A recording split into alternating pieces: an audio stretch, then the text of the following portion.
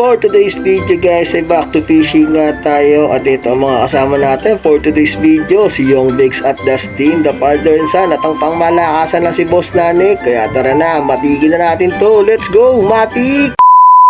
Habang naghihintay nga kami ng aming sasakyan papuntang Fritil, may lumapit bigla ay Boss Nanik. Tinatanong kung magkano daw yung pamingwit niyan. Sabi ni Boss Nanik, hindi ko pinagbibili yan dahil gagamitin namin yan. Kaya agad-agad na kami umalis. Sumakay na kami ng tricycle papuntang Fritil, Matik. Mga ilang minuto lang naman ang biyahe natin papuntang Fritil. Siguro almost 15 minutes lang. Pag dire-diretso lang talaga, mga isang preno lang, Matik. At nandito na nga tayo sa Fritil. Gagawin agad natin is maghanap tayo ng pamain. Hindi tayo nakakuha ng bulate, kaya bibili na lang tayo ng hipon, Matik. Mag-iikot-ikot lang tayo dito at maghanap tayo na may bibilan natin ng pamain na hipon, Matik. Dahil nga hindi tayo nakapaghukay ng bulate, matigas ang lupa, Matik. Sa mga gusto ng murang isda dyan, basta tabang, pumunta lang kayo dito sa Fritil, sari-saring isda, basta tabang, Matik yan, mura lang. Kaso kayo lang maglilinis kasi wala naglilinis dito, puro buuan ng bantaan dito, Matik. Nalibot na nga namin at pagtanungan ng lahat ng tindera ng isda dito, pero wala nagtitinda ng hipon, wala tayong pamain, kaya maghanap na lang tayo sa palengke. Kaya tara na, let's go, Matik!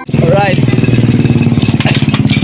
tayong bayan, wala kaming nakitang hipon doon, wala tayong papamain. Tayo sa bayan bibili. Matik, let's go! At nandito na nga tayo sa pamilihan ng Binangonan. Dito nga agad kami pumunta kay ate dahil pinapaliwanag niya yung mga kayang gawin ng hipon niya. Bumabaktiv daw kasi yung mga hipon niya, kaya mahal, Matik. Yung iba marunong pang sumayaw, marunong pang kumanta, Matik.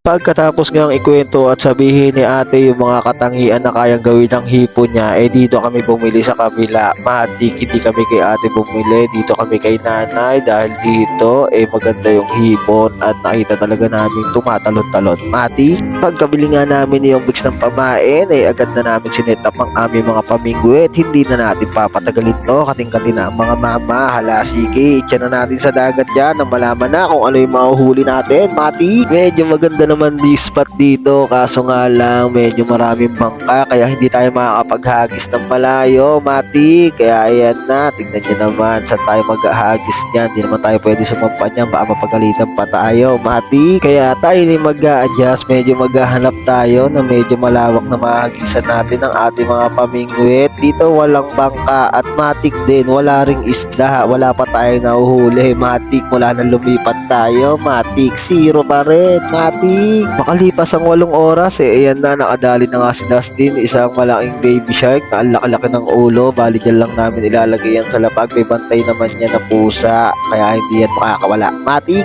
Makalipas ang ilang segundo, yung nakuha namin tagabantay ng isda, ayan na nga, tinangay niya na yung nahuli ni Dustin at tumingin pa dito. Hindi mo alam kung nangaasar o nagpapaala, Matik. Sa'yo pusa ka, isa na, tinangay mo pa, Matik. Pagkatapos ng bitbitin ng pusa yung huli ni Dustin, Matik, fish on na rin tayo dito. Isang maliit na baby shark, Matik. Puro pating dito, Matik. At dito guys, pinuntahan na nga namin ni Dustin si Young Bigs at si Boss Nanik dahil puro kanduli nga yung nahuhuli namin doon. Dito baka makahuli kami dahil nga meron daw silang nahuhuli dito. Medyo maliliit lang pero pwede nang pagtyagaan kaysa wala, Matik. At sa pagtyaga nga namin, ang kakahagis ng aming pamingwit, ayan na, nakahuli si Boss Nanik ng isang imported na tilapia. Grabe, ibang-iba yung kulay. Hindi ko alam kung anong tawag sa isda na to, pang aquarium yata to, hindi yata pagkain to, Matik. Ang galing!